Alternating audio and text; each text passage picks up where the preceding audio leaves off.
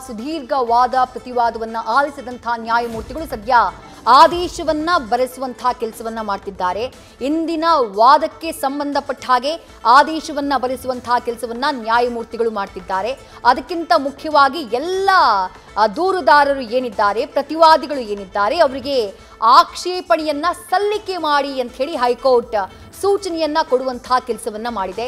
ನ್ಯಾಯಮೂರ್ತಿಗಳಾಗಿರುವಂತಹ M Nagaprasanna ಆ ಸೂಚನೆಯನ್ನ ನೀಡಿದ್ದಾರೆ. ಈ ಸಂದರ್ಭದಲ್ಲಿ ಕೊನೆಯದಾಗಿ ವಾದವನ್ನ ಮಂಡನೆ ಮಾಡಿದಂತಹ ದೂರುದಾರರ ಪರ ವಕೀಲರು ಮೆನ್ಷನ್ ಮಾಡಿದಂತಹ ವಿಚಾರ, ಯಾವುದೇ ಕಾರಣಕ್ಕೂ ರಾಜ್ಯಪಾಲರ ಅನುಮತಿ ಏನಿದೆ, ಅವರು ಕೊಟ್ಟಂತಹ ಸ್ಯಾಂಕ್ಷನ್ ಏನಿದೆ, ಮುಖ್ಯಮಂತ್ರಿಗಳ ವಿರುದ್ಧದ ತನಿಖೆಗೆ ಕೊಟ್ಟಂತಹ ಅನುಮತಿ ಏನಿದೆ, ಅದಕ್ಕೆ ಯಾವುದೇ ಕಾರಣಕ್ಕೂ ತಡೆಯನ್ನ ನೀಡಬಾರದು, ಸ್ಟೇಯನ್ನ ಕೊಡಬಾರದು ಅನ್ನುವಂತಹ ಮನವಿಯನ್ನ ಮಾಡಿಕೊಂಡಿದ್ದಾರೆ.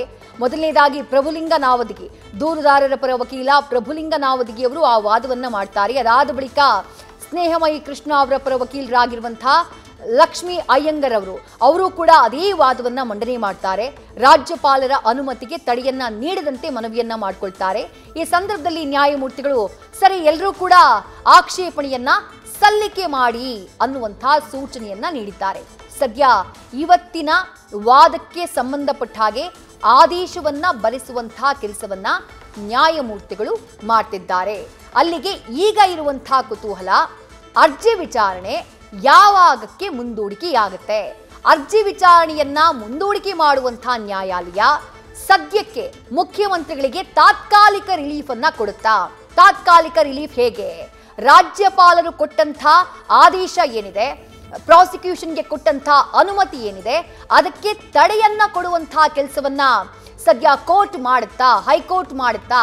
ಈ ಕುತೂಹಲ ಇದೆ. ಹಾಗಾಗಿ ರಾಜ್ಯ ನ್ಯಾಯಮೂರ್ತಿಗಳ ನಿರ್ಧಾರ ಏನು ಅನ್ನುವಂತಹ ಕುತೂಹಲ ಸದ್ಯಕ್ಕೆ ಮನೆ ಮಾಡಿದೆ. ಅಭಿಷೇಕ್ ಮನು ಸಿಂಘ್ವಿ ಅವರು ಮುಖ್ಯಮಂತ್ರಿಗಳ ಪರವಾಗಿ ಸುದೀರ್ಘವಾದಂತಹ ವಾದವನ್ನ ಮಂಡನೆ ಮಾಡುವಂತಹ ಸಂದರ್ಭದಲ್ಲಿ ರಾಜ್ಯಪಾಲರ ಆತುರಾತುರದ ನಡೆ, ಮುಖ್ಯಮಂತ್ರಿಗಳ ಕೇಸ್ಗೆ ಸಂಬಂಧಪಟ್ಟ ಹಾಗೆ ಅವರು ನಡ್ಕೊಂಡಂತಹ ರೀತಿ, ಅದನ್ನ ಪ್ರಶ್ನೆ ಮಾಡುವಂತಹ ಕೆಲಸವನ್ನ ಮಾಡಿದ್ರು. ಯಾವಾಗ ಅರ್ಜಿಯನ್ನ ಟಿ.ಜೆ. ಅಬ್ರಾಹಂ ಅವರು ದೂರನ್ನ ಕೊಟ್ಟಿದ್ದು 26ನೇ ತಾರೀಕು ಕಳೆದ ತಿಂಗಳು. ಆ ದೂರನ್ನ ಕೊಟ್ಟಂತಹ 24 ಗಂಟೆಯ ಒಳಗೆ ಶೋಕಾಸ್ ನೋಟಿಸ್ ಅನ್ನ ರಾಜ್ಯಪಾಲರು ಜಾರಿ ಮಾಡುವಂತಹ ಕೆಲಸವನ್ನ ಮಾಡ್ತಾರೆ.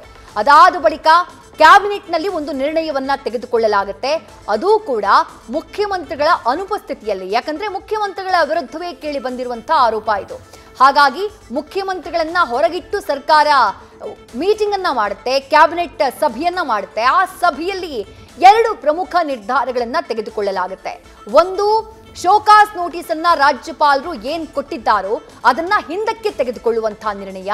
ಮತ್ತೊಂದು, ಟಿ.ಜೆ. ಅಬ್ರಾಹಂ ಅವರು ಕೊಟ್ಟಿರುವಂತಹ ದೂರನ್ನ ತಿರಸ್ಕರಿಸಬೇಕು ರಾಜ್ಯಪಾಲರು ಅನ್ನುವಂತಹ ನಿರ್ಣಯ. ಆ 2 ನಿರ್ಣಯಗಳನ್ನ ತಿರಸ್ಕರಿಸುವಂತಹ ಕೆಲಸವನ್ನ ರಾಜ್ಯಪಾಲರು ಮಾಡಿದ್ದಾರೆ. ಹಾಗಾಗಿ ಅದನ್ನ ಪ್ರಶ್ನೆ ಮಾಡುವಂತಹ ಕೆಲಸವನ್ನ ಅಭಿಷೇಕ್ ಮನು ಸಿಂಘ್ವಿ ಅವರು ಮಾಡಿದ್ರು.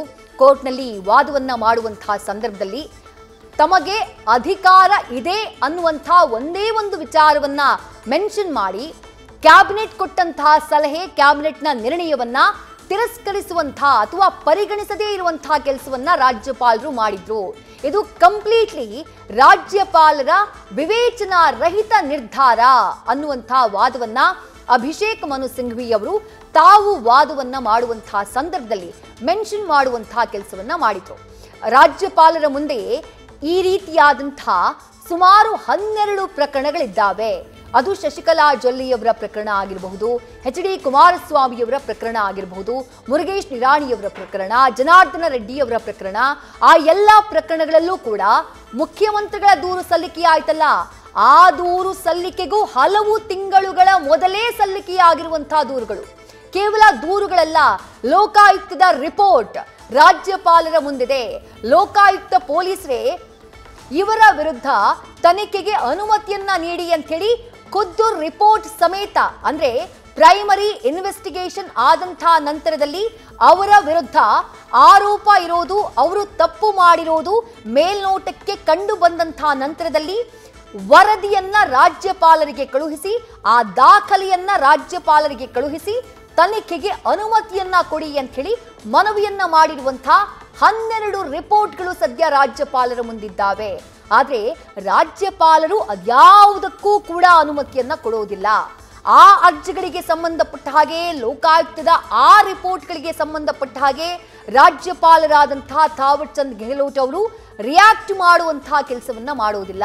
ಆದರೆ ಇಲ್ಲಿ ಸಿದ್ದರಾಮಯ್ಯ ಅವರ ವಿಚಾರದಲ್ಲಿ ರಾಜ್ಯಪಾಲರು ಬಹಳ ಸೆಲೆಕ್ಟಿವ್ ಆಗಿ ಕಾರ್ಯವನ್ನ ನಿರ್ವಹಿಸಿದ್ದಾರೆ. ಸಿದ್ದರಾಮಯ್ಯ ಅವರ ವಿಚಾರದಲ್ಲಿ ದೂರು ಕೊಟ್ಟಂತಹ 24 ಗಂಟೆಯ ಒಳಗೆ ಶೋಕಾಸ್ ನೋಟಿಸ್ ಅನ್ನ ಜಾರಿ ಮಾಡ್ತಾರೆ. ಅಂದ್ರೆ ರಾಜ್ಯಪಾಲರು ಏನಂತ ಶೋಕಾಸ್ ನೋಟಿಸ್ ಜಾರಿ ಮಾಡಿದ್ರು ಅಂದ್ರೆ, ನಿಮ್ಮ ವಿರುದ್ಧ ಇಂಥದ್ದೊಂದು ದೂರು ಬಂದಿದೆ, ಆ ದೂರಿನ ಅಡಿಯಲ್ಲಿ ನಿಮ್ಮ ವಿರುದ್ಧ ತನಿಖೆಗೆ ಯಾಕೆ ನಾನು ಅನುಮತಿಯನ್ನ ಕೊಡಬಾರದು ಅಂತ ಕಾರಣವನ್ನ ಕೇಳಿ ರಾಜ್ಯಪಾಲರು ಮುಖ್ಯಮಂತ್ರಿಗಳಿಗೆ ನೋಟಿಸ್ ಅನ್ನ ಜಾರಿ ಮಾಡಿದ್ರು. ಅದಕ್ಕೆ ಸಂಬಂಧಪಟ್ಟ ಹಾಗೆ ಆದೇಶವನ್ನ ಕೊಡುವಂತಹ ಕೆಲಸವನ್ನ, ಉತ್ತರವನ್ನ ಕೊಡುವಂತಹ ಕೆಲಸವನ್ನ ಮುಖ್ಯಮಂತ್ರಿಗಳು ಕೂಡ ಮಾಡಿದ್ರು. ರೈಟ್, ಅಪ್ಡೇಟ್ಸ್ ಲಭ್ಯವಾಗ್ತಾ ಇದೆ. ಇವತ್ತು ಇಂದಿನ ವಾದದ ಬಗ್ಗೆ ಆದೇಶವನ್ನ ಬರೆಸ್ತಾ ಇದ್ದಾರೆ ನ್ಯಾಯಾಧೀಶರು. ಗವರ್ನರ್ 17A PC ಆಕ್ಟ್ ಹಾಗೆ BNSS ನ 218ನೇ ಸೆಕ್ಷನ್ ಅಡಿಯಲ್ಲಿ ಅನುಮತಿಯನ್ನ ನೀಡಿದ್ದಾರೆ. ಸಿದ್ದರಾಮಯ್ಯ ಪರ ವಕೀಲರು ಅನೇಕ ಅಂಶಗಳನ್ನ ಉಲ್ಲೇಖಿಸಿ ವಾದಿಸಿದ್ದಾರೆ. ಸ್ಯಾಂಕ್ಷನ್ಗಳ ಬಗ್ಗೆ ವಾದವನ್ನ ಮಂಡಿಸಿದ್ದಾರೆ. ಗವರ್ನರ್ ಅಪ್ಲಿಕೇಶನ್ ಆಫ್ ಮೈಂಡ್ ಬಗ್ಗೆ ಅನೇಕ ಅಂಶಗಳನ್ನ ಪ್ರಶ್ನೆ ಮಾಡುವಂತಹ ಕೆಲಸವನ್ನ ಅಭಿಷೇಕ್ ಮನು ಸಿಂಘ್ವಿ ಮಾಡಿದ್ದಾರೆ.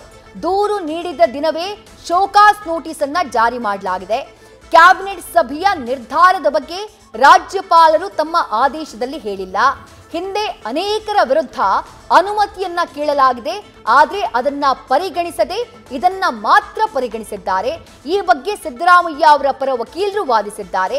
ಇನ್ನು ಗವರ್ನರ್ ಪರವಾಗಿ ಸಾಲಿಸಿಟರ್ ಜನರಲ್ ವಾದಿಸಿದ್ದಾರೆ. ಇದು ಕೇವಲ ತನಿಖೆಗೆ ಮಾತ್ರ ಅನುಮತಿ ನೀಡಲಾಗಿದೆ ಅಂತ ಹೇಳಿ ವಾದವನ್ನ ಮಾಡಿದ್ದಾರೆ. ಜೊತೆಗೆ ಬೇರೆ ಬೇರೆ ಕೌನ್ಸಿಲ್ಗಳು ವಾದಿಸಿದ್ದಾರೆ.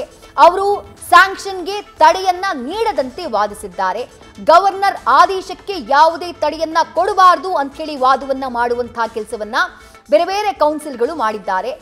ನಾನು ವಾದವನ್ನ ಆಲಿಸಿದ ಬಳಿಕ ಈ ಆದೇಶವನ್ನ ಮಾಡ್ತಾ ಇದ್ದೀನಿ. ಈಗಾಗಲೇ ಅಧೀನ ನ್ಯಾಯಾಲಯದಲ್ಲಿ ಆದೇಶ ಹಂತದಲ್ಲಿದೆ. ಅಧೀನ ನ್ಯಾಯಾಲಯದಲ್ಲಿ ಈ ಕೇಸ್ ಆದೇಶ ಹಂತದಲ್ಲಿದೆ. ಈ ಆದೇಶ ನಾಳೆ ಮಾಡೋಕೆ ಪೆಂಡಿಂಗ್ ಇದೆ. ಅಂದ್ರೆ ಜನಪ್ರತಿನಿಧಿಗಳ ವಿಶೇಷ ನ್ಯಾಯಾಲಯದಲ್ಲಿ ಈ ಬಗ್ಗೆ ನಾಳೆ ಆದೇಶ ಬರೋದಿದೆ. ಅಲ್ಲಿ ಆದೇಶ ಆದ್ರೆ ಅರ್ಜಿದಾರರಿಗೆ ಅಪಾಯ ಆಗುವ ಸಾಧ್ಯತೆ ಇದೆ. ನ್ಯೂಸ್ ಫಸ್ಟ್ ನಿರ್ಭೀತಿಯಿಂದ ನಿಮ್ಮ ಪರವಾಗಿ.